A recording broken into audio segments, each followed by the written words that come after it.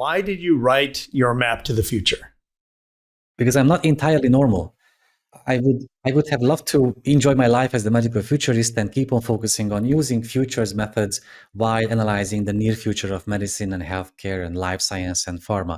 I have been loving my job, and with my team, I really feel lucky not just to be able to work in a team and produce content for people around the world, but to work with amazing scientists from the Netherlands, from the US, or even with patient scholars like e-patient Dave de Bronkart and publish high-level papers with them. But I came to a realization last year. I became 40 years old, and I guess everyone does that. I sort of reevaluated whether I'm doing the right thing, because I would like to be, I'd like to feel useful for the online community or global community of digital health and healthcare AI.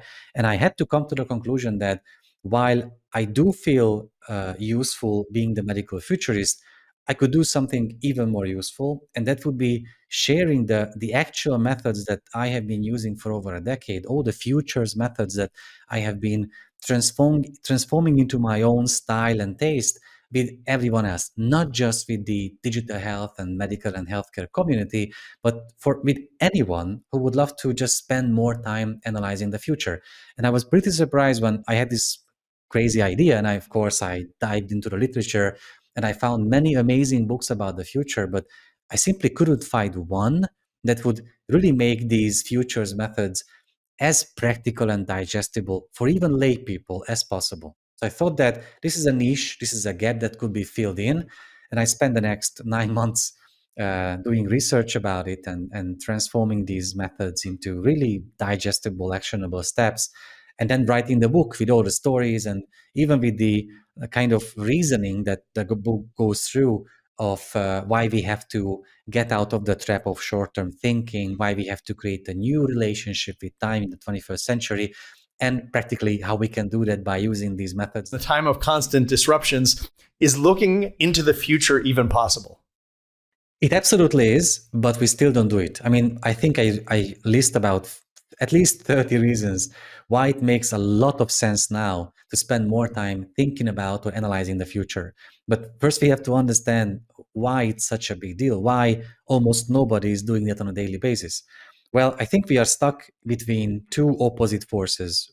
Unless you, the listeners, live in a forest without access to any kind of digital technologies. One force is called the fear of missing out. Of course, we always have to be connected. Otherwise, we will miss out something important, something huge, either in our personal or professional lives.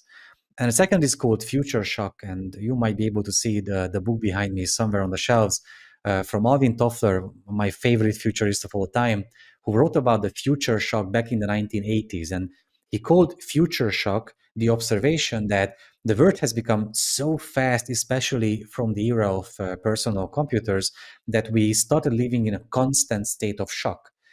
From the perspective of society, from personal levels, we cannot deal with the amount of changes around us in society, in our professional jobs, work, personal life, sport, entertainment, media. All the things are changing around us, and we live in a state of future shock. But these forces are opposite ones. And we, the people living in today, we have to make a deal about them. And I think we are trapped in short-term thinking because of financial quarterly reports, because of the instant gratification that we get from using social media accounts and channels. And if we don't get the next show on Netflix right away from the series, then we got angry about that. And there are outbursts in online communities. And we are being used to the idea that whatever we want, we will get it right away. There is simply not much time left, not even to analyze the past, but to consciously prepare for the future. Maybe futurists are doing that, but that's part of their job. The point I wanted to raise with this book is that it's absolutely possible to analyze the future with the right tools. And now answering your question, I'm sorry for being so long about the introduction to that.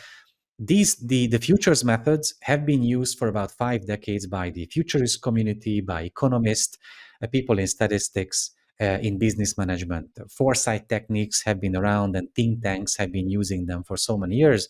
But for some reason, and I know what the reason is, but for some reason, these methods haven't found their way into the practical thinking of the average individual. And I think the reason why is that the future studies has been having sort of PR problem.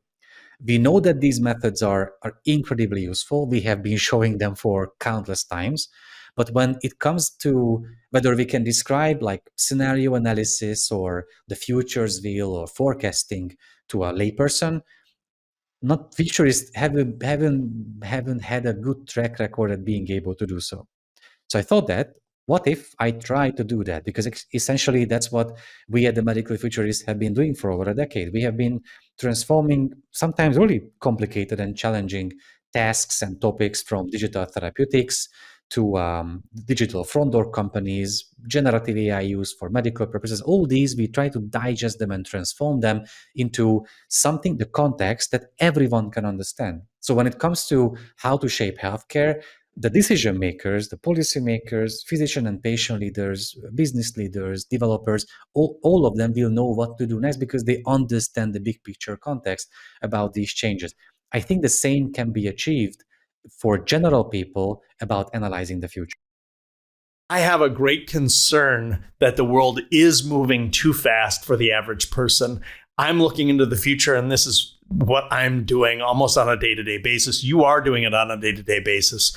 So you can understand the future better and probably are mentally prepared for the future. I don't know that the average citizen is. And I just wonder what is going to happen to our mental health as AI continues to explode and as we move toward fusion energy and as we move toward quantum. What's your thought there? And we become interplanetary, because all of these things, I feel like we're on the path toward achieving. You know, you said you just turned 40. Well, you probably have 80 years or maybe even 100 years left in your life. There's a lot of progress to be made. So how do we manage this future shock without going completely crazy? I perfectly agree with you. I think you described the situation really well. I think if the book doesn't achieve its mission, then so things stay as they are, and that's why I'm so self-confident about that. The book is able to describe these methods to everyone.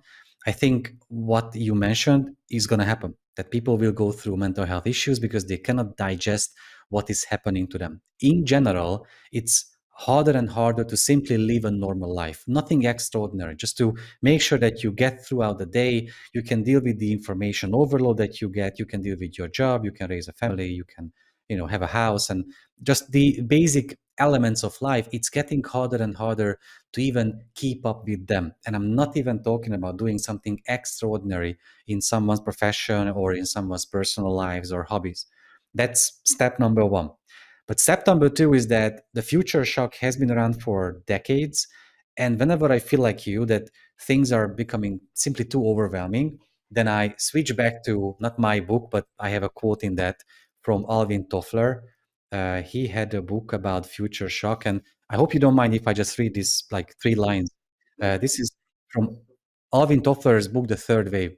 In a time when terrorists play death games with hostages, as currencies careen amid rumors of a third world war, as embassies flame and stormtroopers lace up their boots in many lands, we stare in horror at the headlines. The price of gold, that sensitive barometer of fear, breaks all records, banks tremble, inflation rages out of control, and the governments of the world are reduced to paralysis or imbecility. It was written in 1980. So when I feel like I'm being overwhelmed, I go back to that quote that the world seems to be like it has been the same for many decades now, but I don't want to underestimate the impact or the impacts of all these advanced technologies that these can have on us. So why I think it's crucial to deal with the future is that if you ask someone if they spend too much time thinking about the future, usually they become anxious. There's a saying that if someone spends too much time thinking about the past, they might become depressive. That's nothing medical here, just a general observation. But people spending too much time about the future, thinking about the future, they might become anxious. There are so many reasons for that. None of us, nobody from the listeners has ever received training, as far as I know, about using futures methods. In school, all of us studied and learned history because we had history lessons. Plus, as a kid, we learned countless stories and legends and all these. So all of us, almost without exceptions, if we were raised in a civilization, we are really good at drawing conclusions, from stories and icons and legends. But when it comes to the future, simply we have no tools at our disposal. Only futurists or like economists and business management professionals learn these methods if they do courses about future studies. While I think we should spend almost the same amount of time teaching kids and adults how to deal with the future that the time we spent doing the same with the past. So instead of anxiety, what if by using these methods we could create anticipatory consciousness? It means that, of course, I'm worried about the future, but why do I worry? I worry because I have no control over the future. That's not true. Or because the future is something that will come at me, and there is no way I could predict what is going to happen. Most people think that we futurists, we predict the future, and the more precise predictions I can come up with, the better futurist I am. But this idea implies that there is only one future. And whenever I start talking to people about analyzing the future, I always have to say out loud that multiple futures exist. And we have to acknowledge and understand and digest this line that multiple futures exist. So if you ask me, what is the future of this or that, like what is the future of using AI in medicine and healthcare, I have to ask, in which future? The future that would benefit the most, or that would be like a dystopian one, or the most optimal way? So which future are we talking about? So just to put this concept, to plant this concept in the minds of people, that would be like a good enough first step for me. So then everyone acknowledges that multiple futures exist, and there are great methods at your disposal that you can learn very easily that would help you analyze, observe, discover those futures, even choose the future you would like the most about your professional or personal lives. And if we do all that, instead of anxiety, we will create anticipatory consciousness.